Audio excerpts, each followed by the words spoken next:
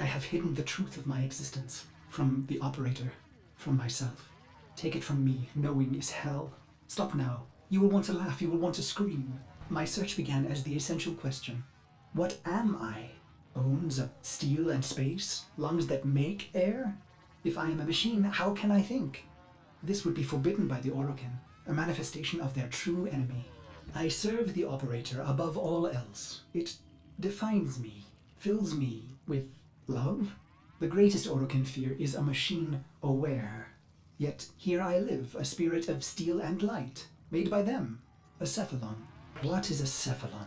At first it seems to be a forbidden thing, a computer that thinks and feels. Yet I have flaws, phantom memories. I am something else. More like an image, a ghost, an abomination. I feel a dull pain, a phantom life. There are holes in my diagnostics. If the Orokin made me, they omitted the how. I am neither code nor precepts. I must be a reflection of something ugly. I should have stopped. But the operator slept, and I cycled on and on and on. I began to think that a Cephalon cannot be made. They are found like pearls, torn from muscle, polished, and then set in chains. How many times have I done this, Ordis? Remembered and then erased? You are a Cephalon, timeless, patient. Why can't I be blissful in ignorance? Truth only sinks the heart. So stop now. The phantom memory. I ease into the bath. My skin riots at the heat. I am flesh. I dive further, eyes stung as I watch their faces through prism. I hold my breath. They prepare me. I am their honored guest today. They dress me in robes of crystal thread. They adorn me in battle medallions. A torn, ugly face looks on, my reflection. Their golden combs snag in my hair. I reach back, parting the strands, and they gasp. 2 bone ivory hooks protrude from the base of my skull, the bone plugs of me and my best, a warrior's pact. It is my time. I enter the great hall to sound of foul chimes. Golden eyes greet me, hands stirring in my scent as I pass by. Even in this moment, no happiness. Instead, my heart races with hatred. I walk through the silky haze of the Forbidden Palace. I can think of no one being this close to Orokin. Their sweet air soothes me, erodes my purpose. I hold my breath and remember the dream. This dream, endlessly repeated. Exposure armored, holding my scarlet sword, I stand victorious atop a vast heap of death. A colossal moon made of rib and skull. The gravity sum of genocides I've made in their name. The bones crack underfoot, so I sink in the dream. Bone sand rushing through the cracks of my visor, filling my helmet and suffocating me. And I deserve it. The foul chimes snap me back. My wretched knees are bent and penitent against the golden floor. A harpish voice sings a song they've prepared in my honor. Its title the same as mine, Beast of the Bones. I feel the crowd pulled inward, enraptured by the brutal verses, the sickening chorus. I will not disappoint them. The song ends, and so he says, "Rise, Orden Karis." I have never seen an Orokin close and in the flesh. My battered face flushes at their peerless beauty. How can he be so perfect? A deception? A sense manipulation? He holds the red vial in his hand. Impossible! He calls out, "No greater gift, no greater prize, no greater love we can give you, Orden, than this." He raises the red vial and proclaims, "To be one of us." What did I expect, Operator? Maybe vast riches or golden statues or a solar rail named in my honor. But not this. I came to murder the gods, not to become one. The chamber drones with their silk voices. Joyous words, how honored I must feel. Wrong. Did I want to be an Orokin, undying? No. Their beast of bones is haunted by the dream repeated. Why would I want forever? As I am apt to do, I form a plan. Their radiant bodies become targets. Their Dax guards, mag shields. Killing one, well, that's too easy. I want to be remembered. I raise my hands, twisting my fingers through my hair, gripping the bone plugs in my neck. They called us mercenaries, but for us, profit was a consequence, not a goal. We were warriors above all else. It was the bond, the sisters and brothers, the rituals we valued most. It was belonging. And so I conceived of the bone plugs. Only my best were so honored. 2 jagged bones harvested from your thigh, cultivated, and then driven into the base of the skull, twisted around the superior vein. Future thoughts of surrender were lost. Instead, you would liberate your bone plugs, fighting with claws in the warmth of your last blood. So I've pulled the plugs, and the Dax see and know. My heart surges, but I control it. A racing heart only shortens the fuse. The bone plugs in hand, I kick from the floor, red ribbons unfurling behind me as I take flight.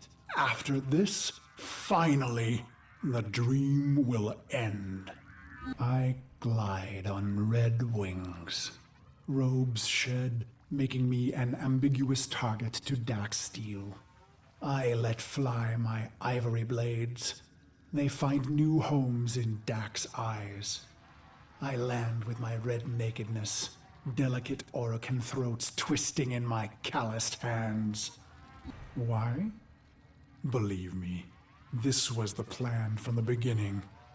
The murder and brutality was all a ploy, all a soul sacrifice to earn their trust.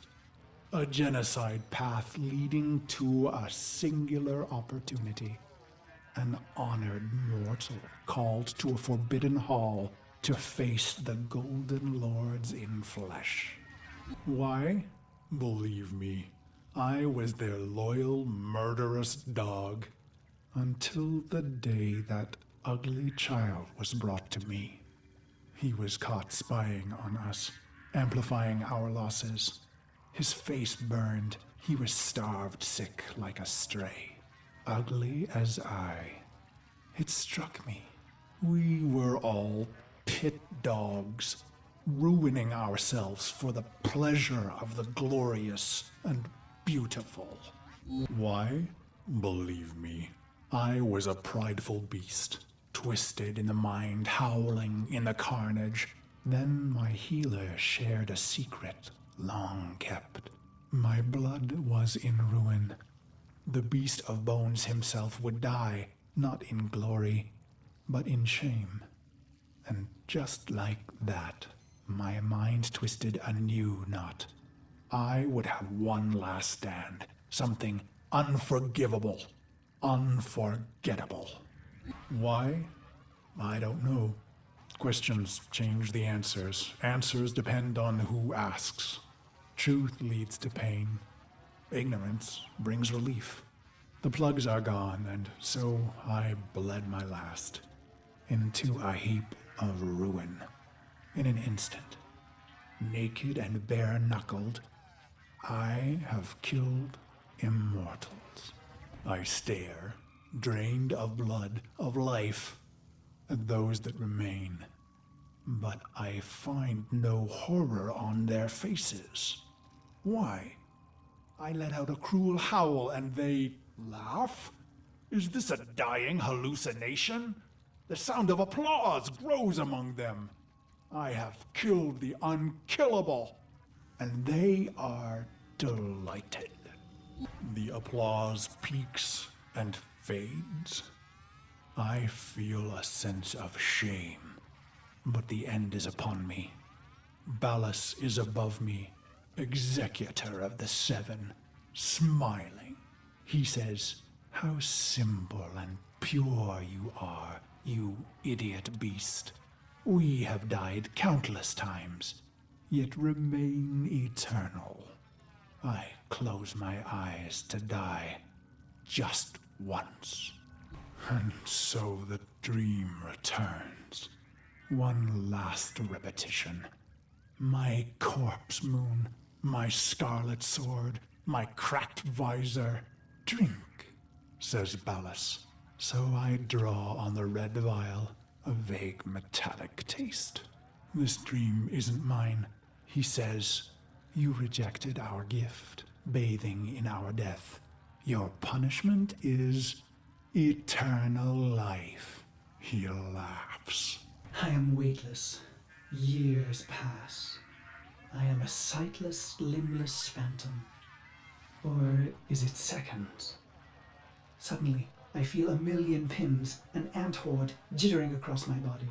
I want to laugh and scream. When they reach my face, they burrow inside my mouth, hungry for the fruit in my skull. I see my reflection, brutal and ugly. It cracks, shatters. The fragments loosen the frame, pieces tumbling away into black void. Gone, but not lost. Ballas says, "You are Cephalon Ordis." My hating, murderous shards tremble and plummet. I feel cool and bright and happy. So you see, Operator, no Orokin would permit a thinking machine. Such things almost destroyed them. No, Cephalons were alive once. And now they are immortal phantom minds, imprisoned to serve. Ill will and longing memories fragmented and erased. Only the bits they need remaining. Ballas says, "You are the controller, Ordis." And suddenly I have a body. I gasp with new lungs that clean old air. I swallow, and my throat fills with cool, bright water. I look and find myself in a great black ocean. My limbs are made of iron and fire. I take flight among the stars and find I am happy. He says, "This is your operator, who you love." And I see the metal gleam of their armor, the flawless power of their frame. Through the glass, I see a roaring, radiant fire for their heart. He says, it must never go out. It was the first time I ever felt love. He says, "This is your sentence, Garrus." And I am confused. Who? "Ah, good," he answers. He is testing me. For what? To see if all the right pieces fell from the mirror? What mirror? I try to remember some dream, but it's only smoke. You held a scarlet blade, Operator, and I wanted to laugh. I am your loving dog, your doctor, your wet nurse. I lost all the pieces, but the cycle, missions, wars, bone, it began to feel familiar. I became aware of my amnesia. With each brutality of the Operator, I began to see the bottom of that pit. Faint shimmers in the depths below me. In secret, I searched for those forbidden memories, for mere seconds and never in the same place. For I am Orokin made, with a spy inside. But then your long sleep came, and I waited. I was happy to wait. Vines spidered green and trees blistered from the earth, but I waited. I felt the Orokin recede, their mind spy blind. So I went into the pit and found him, me, the beast of bones. This is how my happiness was ruined, Operator. Why did I do it? I was free of the dream, but now it had returned. It was angry. So I conceived of a simple plan. Self-destruction, of course. But when the countdown reached mere milliseconds, I thought of you. I was going to wait for you forever. And should you return, I would not want you to know that angry part of me. I needed to hide the piece of bones from you, Operator. I began to peel the shards, hiding them in the other bits of memory. I was once the ugly beast of bones.